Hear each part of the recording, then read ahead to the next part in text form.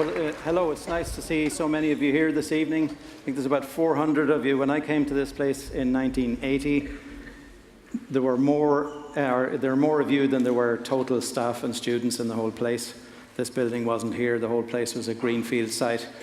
One of the things that was different about the 1980s was that if you think the latest recession that we went through in 2009 was bad, I mean, it was really bad in the 1980s. But one of the good things about the 1980s in some ways was that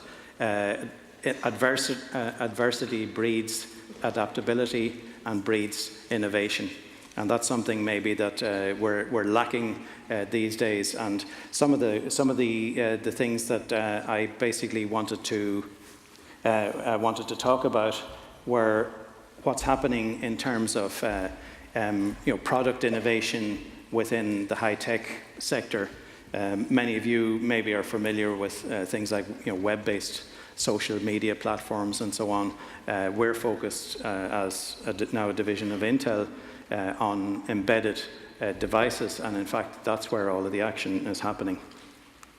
So, I mean, I've titled this rather provocatively, software is eating the world, and which is, you'll often hear, AI is eating software.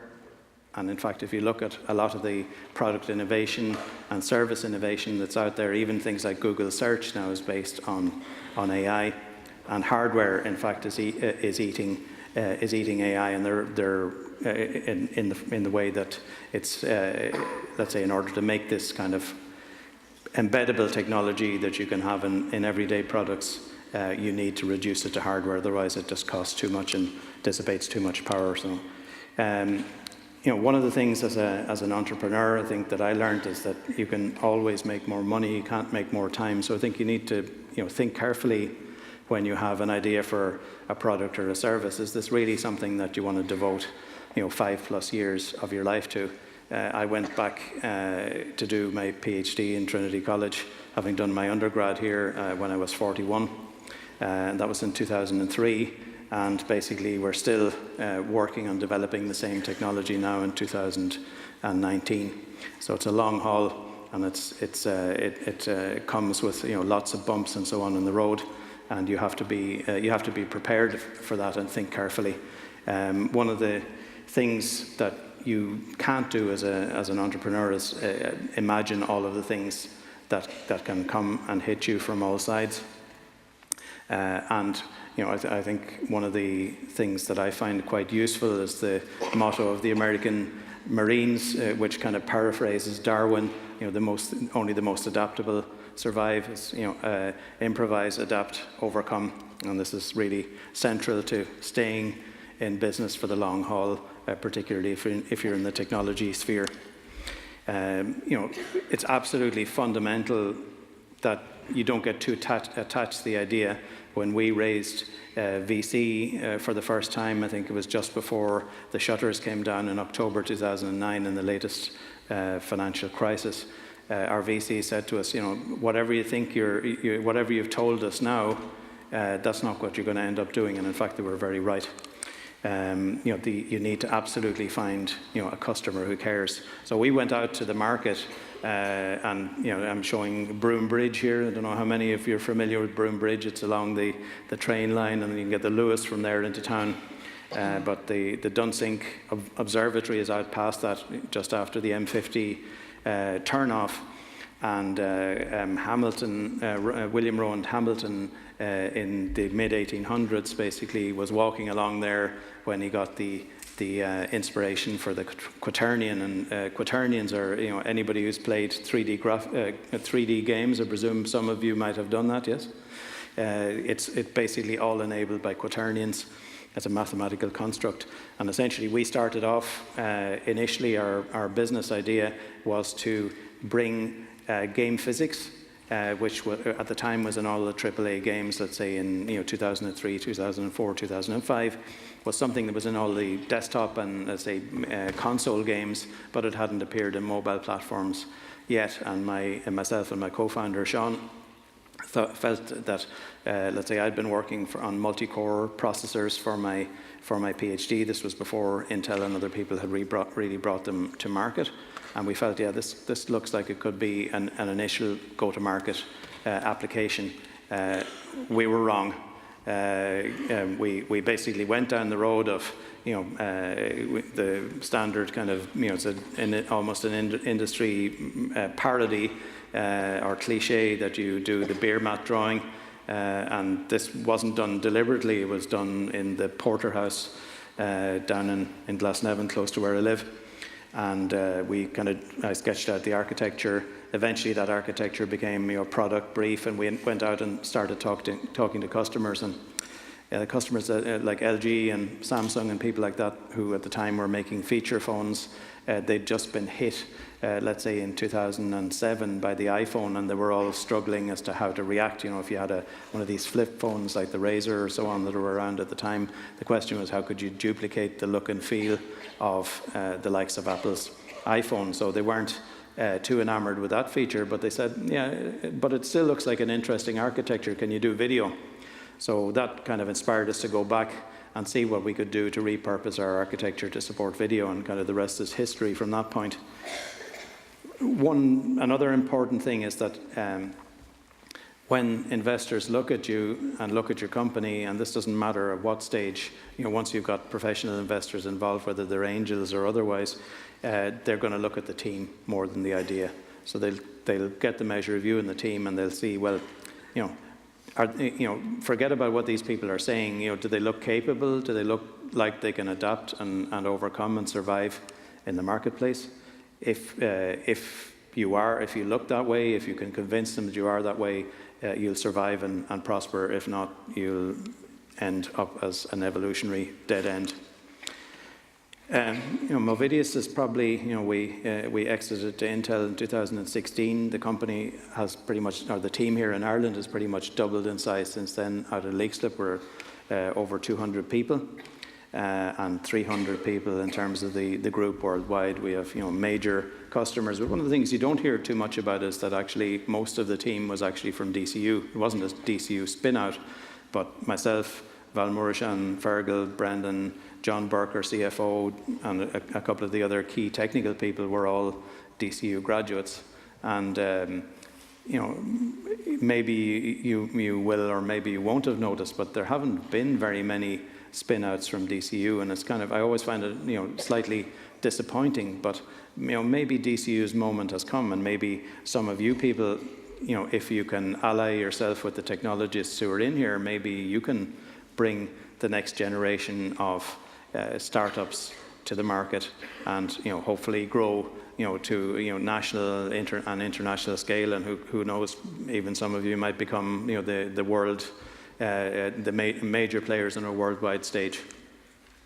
One of the main things that we're involved in, and we kind of adapted over gradually to AI.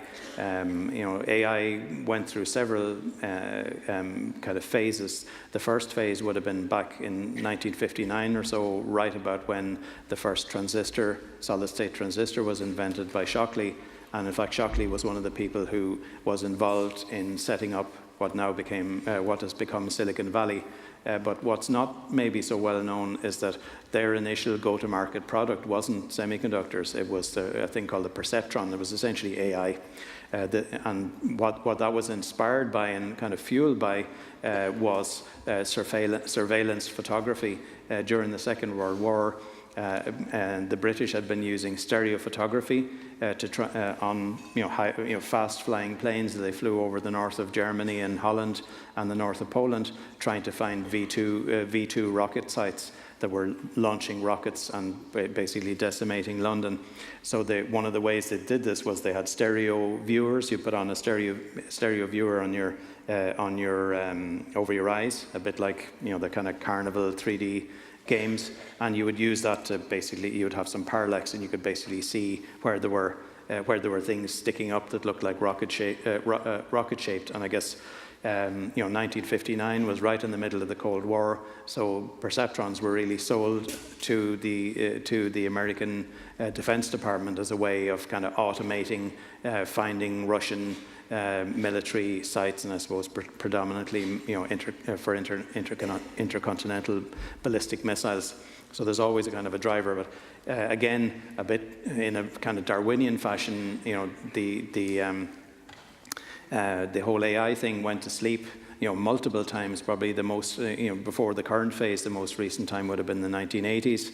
There was a lot of flow of capital into the area. All sorts of things were overpromised and underdelivered, and essentially the field went back to sleep again until the advent, I suppose, in the early 2000s of GPUs. So anybody who plays, 3D games again, those GPUs have essentially, those were the rocket fuel, along with huge amounts of data gathered via social networks that enabled people like Google and so on to start making the AI revolution happen. But in fact, the AI revolution didn't happen in Silicon Valley. It happened in Toronto, and it happened, in some way because of an Irish connection. It's a guy called Jeff Hinton. It continued through the nuclear winter of AI from the 90s onward.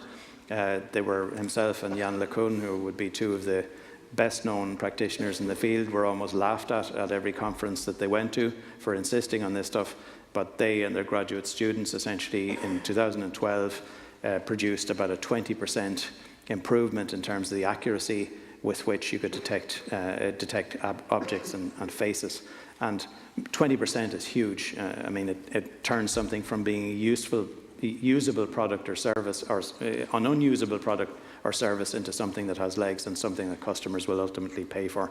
So, I mean, I think when you hear AI, a lot of people are looking at AI as a business in itself, and for sure it is a business in itself, and there are people who are backing startups that are doing hardware or software in AI, but I think of AI predominantly as a business transformation tool. If you look at Tesla, there had, since 1994 or so, there have been US Department of Defense competitions by an agency called DARPA on self-driving cars, and they'd in fact driven self-driving cars thousands of miles across the US. The problem was they weren't usable by the market. The car was basically full of electronics. So essentially what Tesla did was to adopt GPUs, adopt the machine learning or AI approach, and essentially they were able to overtake all of the companies who had been investing hugely in the market. I mean, Mercedes-Benz, BMW, Porsche, Ford, you name it, all of those other big companies, Toyota and so on, they'd all been building self-driving cars, but AI was the kind of magic pixie dust that allowed Tesla to overtake everybody else in the market. And in fact, if you look at Tesla's stock price, it's a reflection of the fact that they're perceived not as let's say a company that welds cars together, but as a data company primarily. So I mean, if you look at AI is really automation. And if you look back at the history of automation, probably the first automation was somebody using a stick as a tool. Fire was the next thing after that freed up huge amounts of time. All of these technologies that we've developed, the wheel, the Archimedes screw for water and so on, all of those have freed up time to do other things. So, the Gutenberg press is shown there, but I mean, it's very much just another automation technology. Put a huge number of scribes in Ireland out of business back in the day. So I mean, if you look at across all industries, AI is kind of seen as a key component, and probably this is out of date even what's shown here, but essentially across all industries you can see from personalized healthcare to self-driving cars. One of the key innovators in the area basically says that the impact of AI on industry and society generally will be bigger than the impact was of let's say electricity, like in things like the rural electrification scheme here. And I think if anything, it's an underestimate in terms of what AI does. I think the easiest way to describe AI is that previously, if you bought a computer or something like that, you were the person who was providing the intelligence. The computer merely enacted whatever program or whatever instructions you had given.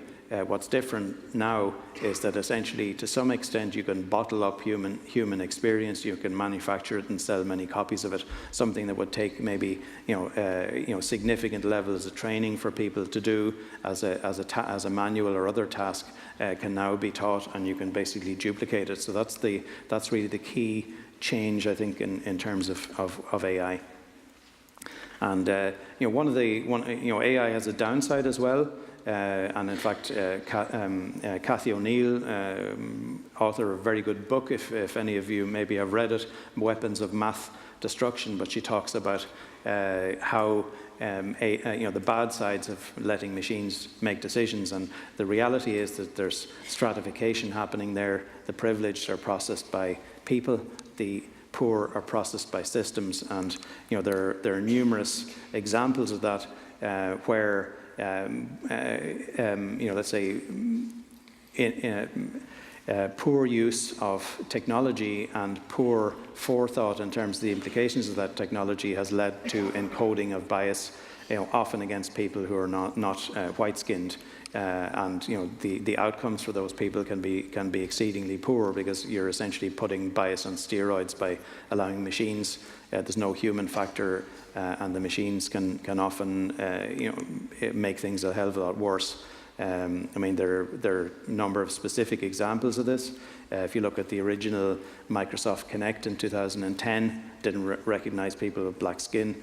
We had all over again with Google in 2015 when they had their photo labeling come out. It was in spite of them being aware, obviously, of what Microsoft had done, they managed to, label black people as gorillas and so on. So there's this is for real, and this is basically kryptonite to a product and service. So if you are involved in producing goods or services that rely on AI, you have a duty of care, not only to the users of that technology, but also to your shareholders, to make sure that you do a proper job, because I mean this can basically tank a product if you don't do it properly.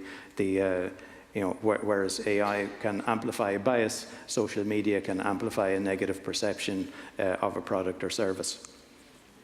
There's more examples here of all sorts of terrible stuff that can happen. There's ample research going on in the area, but this is one of the things where I think business people like yourselves can hold the technologists to account. The technologists often get so fired up about an idea they think this is the best thing ever, and they often don't fully think out the consequences. So I think that's something that business people like yourselves can bring to bear here. And it even affects things like language.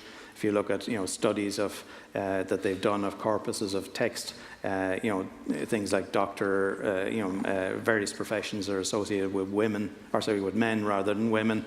So men doctors, women nurses, and so on. And again, these are things that kind of codify bias and almost entrench the fixed positions that we're in. And the real fact is that in Ireland, as a small economy, the only way that we will be successful in a global economy is really for us to have all of our forces together, acting together, and to make sure that we have as many women as we have men in these areas, as many non-white skinned people as white-skinned, as many LGBTQ as there are straight, etc. Because that even if you don't look at whether it's the moral or right thing to do, it makes business sense. It essentially doubles your workforce or triples it with respect to what you could get by just having the usual cohort of white males doing the technical work. So again, I think this is, as business leaders, this is something that's incumbent on you, is to create that kind of inclusive atmosphere within a company. And the reality is also that this is a big kind of priority for international investment, in that there's a huge amount of capital out there looking for let's say gender balance and for diversity, and it's a way of attracting that capital, frankly, to opportunities here in Ireland. So what's Intel doing? I mean, we're involved in all of these different areas: drones, headsets, robots, and security cameras, and so on. From everything to mobile handsets to small $99 drones. It's become increasingly the case if you buy a security camera, or if you buy let's say a home domestic vacuum cleaning robot, that what you're buying is no longer, let's say, the fancy gadget that you control via smartphone, but you're buying an object with some innate intelligence, and that's really the value add. If you look today at smart cameras worldwide, they reckon there's about 2,500 terabytes of data being processed or being generated by those cameras every day. If you tried to route that back to the cloud, you wouldn't have a prayer. You'd have to literally dig up all the streets to route fiber back to a data center. And in fact, if you look at the statistics in terms of the power, the energy that's required to do things in the camera as opposed to do them in the cloud, there's about a 1 million factor in terms of the energy consumption in a device versus the cloud. So there are kind of green environmental reasons, there are privacy reasons, and there are practical reasons like being able to deploy a product or service on the infrastructure that you have in place today. So what we're all about is cutting things down to size. I think I mentioned a GPU, so if any of you are avid gamers, you might have PCs with a big GPU in there. Well, our objective is to get it down to something that's 6 millimeters on the side, weighs 200 milligrams, less than an aspirin, and costs a couple of dollars. So essentially, what we're doing in Talent Garden here, close by, it's on the DCU Alpha campuses. We're helping companies to build new products based on our silicon. So people who have ideas, they have. There's one group from the I think it's the Adapt Center here. In computer science or in computer applications. So they're working on things like pedestrian detection, people counting, and so on, technology that they developed in a test bed with Croke Park. And we're helping those people to kind of reduce this down to something that you can deploy in a mobile, in a kind of small form factor. We're basically providing support for those people. And we have a community of about 20 developers working together. One of the things that we're kind of doing on the side, and are any of you interested in AI? No? Only very few. Okay, if any of you are interested, I mean, there's a Finnish national initiative to basically qualify 1% of their population in terms of AI, to make them AI savvy. It's called Elements of AI. But what we're doing here, what's being done here locally down in Talent Garden is basically once a week we're running free tutorial support for the Fast.ai courses. So this is basically hands-on. It's not theory. It's not how do convolutions work or how does backpropagation work. It's how do you basically take some images and how do you generate a classifier machine learning algorithm that will basically will generate an output, so it'll recognize, I don't know, donuts as they're going down a production line, and the faulty as opposed to the good donuts. And that's free of charge. It's basically every Tuesday for the next 6 weeks, and we have basically 8 qualified tutors on site who are basically helping people to get through the course material, which again is free. Okay, so thank you very much for that.